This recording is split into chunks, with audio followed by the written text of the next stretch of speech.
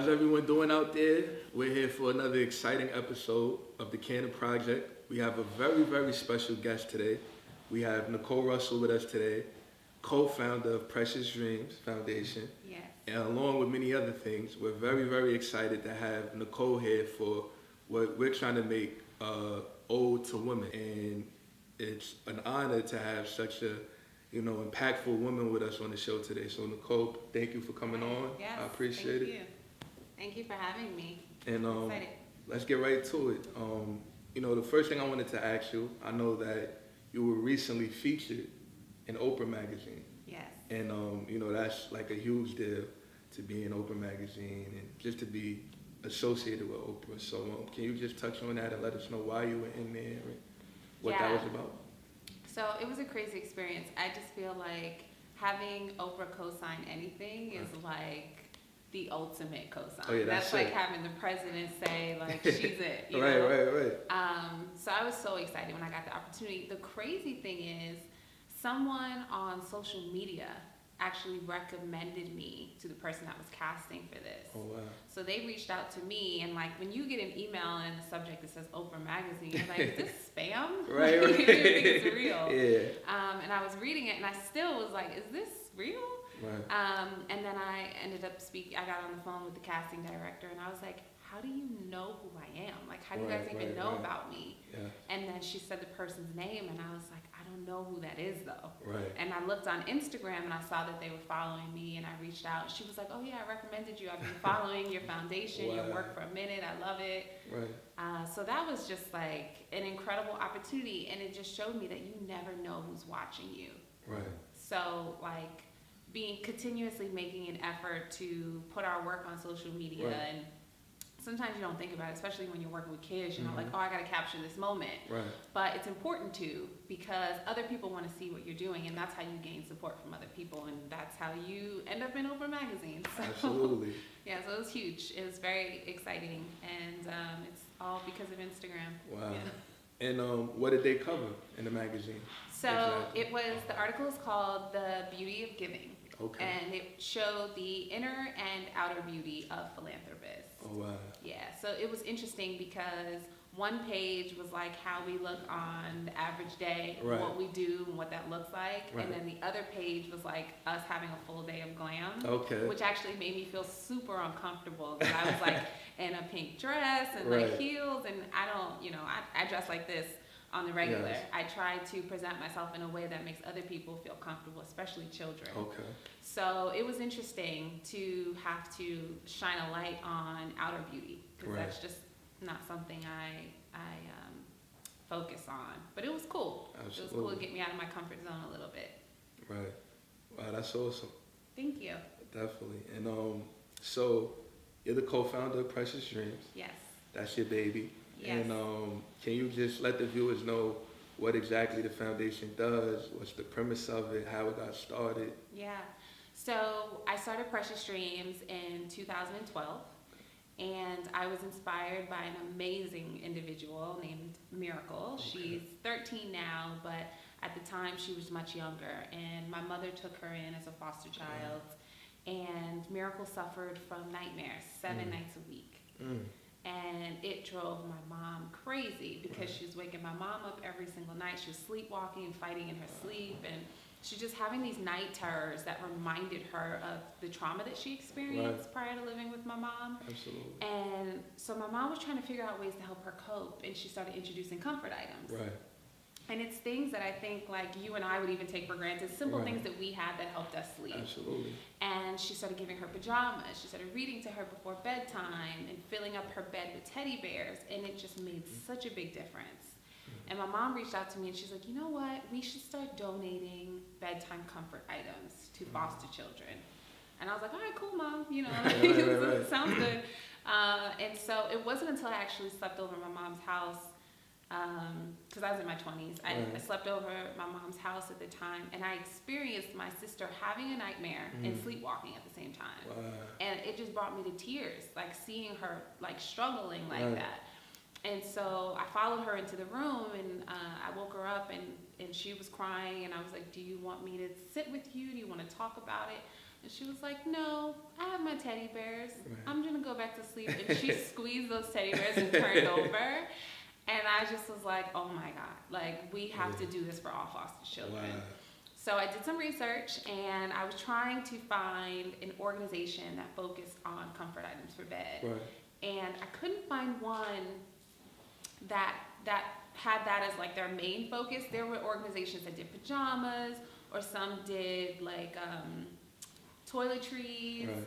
but there wasn't anything that gave like the full package of what a child would really need if they're having a nightmare. So I was like, you know what, I'm just gonna start my own nonprofit. Wow. So Wow. I figured it out. I did the research.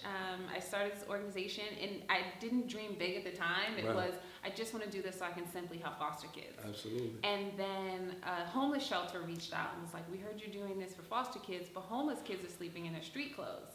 So can you come and do an event with us? Right.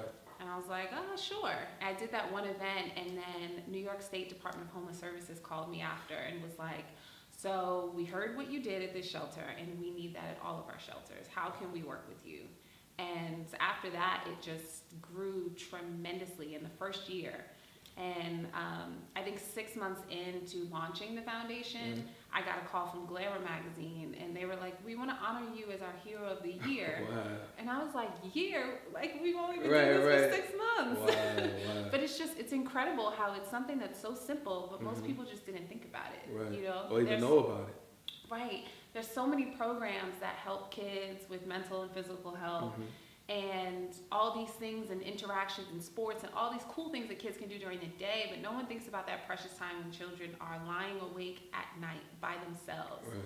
That's really when like they have the space to Yeah. think about everything that they've been through and all the stress that they're feeling. Yeah. And so in that moment they need something. Right. So I was like, why not give them these tangible items, but then also teach them how to comfort themselves. Absolutely. And so that's how Precious Dreams Wow. came to be.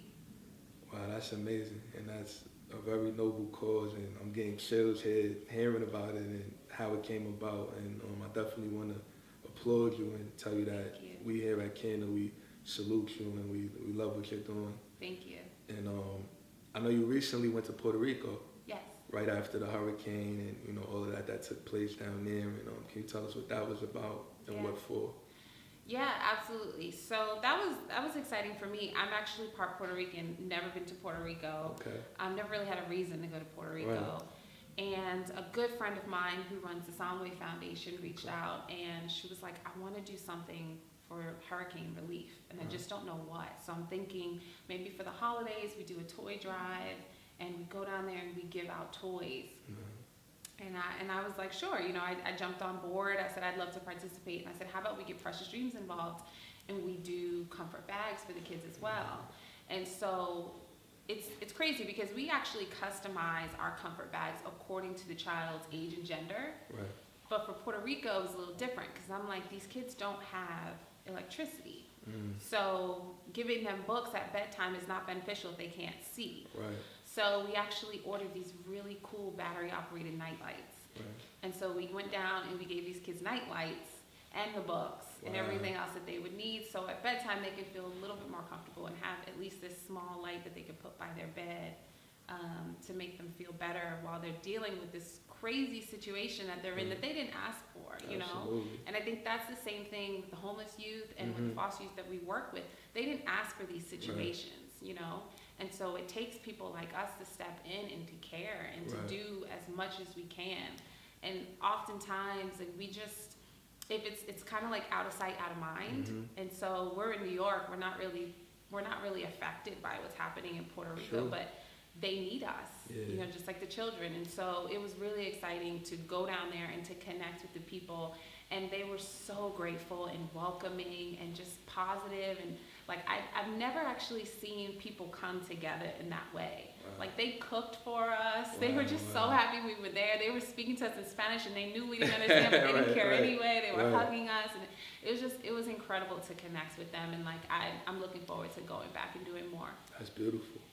It's funny that you say that because I think about, what we do here at the Canada Foundation, and you had said something that resonated with me about how a lot of people, they're not aware of what's going on and they don't know. And with us, it's the horse issue. You know, Mm-hmm. people don't know that there are wild horses that even exist. They I don't didn't know until today. Right. So. They don't know that, you know, horses are, there's a bill that's currently being voted on for horse slaughter to legalize it. So Wow. it's a lot of things that, you know, people don't really know about. And just because they don't know about it, it doesn't mean it's not happening or it doesn't need attention or help. And I think the beautiful thing about what you just said is that regardless of, you know, whether it's a child in foster care in New York, a homeless child in New York, in Detroit, in Chicago, Puerto Rico, in Jamaica, that common ground is that they all need love and they all need our help. And I think what you're doing is definitely a step in the right direction, just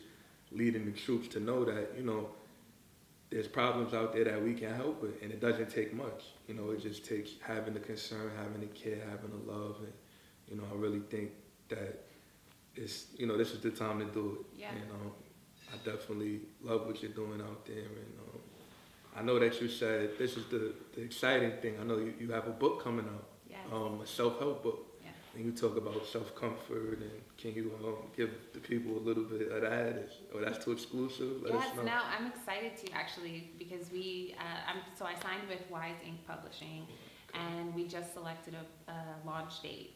So the book will be released on September 18th. Right. The title will probably change before then, but right now it's called The Cliff Notes to Comfort. Oh, wow. And it's a self-help book for young adults. Yeah. And it touches on all different types of adversity and any type of issues that teens might face. And they're things that, you know, teens are normally not comfortable talking about either with their peers or with their parents. Right. And so it touches on all these different topics, and it promotes self-comfort. And I think that that's something that even humans don't prioritize until later, like until their adulthood. Yeah. When we get in our 20s, I think that's when we're like, oh, I should learn self-care as like a survival tactic. Like, Absolutely. I need to learn how to love myself, otherwise I'm going to self-destruct. Right. And you just don't prioritize that in your teens because you don't think that it's important. You have so many people, if you're fortunate, you have people that love you for you. And it's when you get out into the world on your own that you're like, wait a minute, who do I fall back on? Okay. Who do I call in this moment? Who do I cry to? And so a lot of times it's yourself. Right. And I think the same thing that adults are forced to deal with in their 20s is something that our teens in foster care and in homeless shelters are dealing with in their childhood. Right. And so if you're the only person that you have to turn to, you've got to figure out how to be your best cheerleader.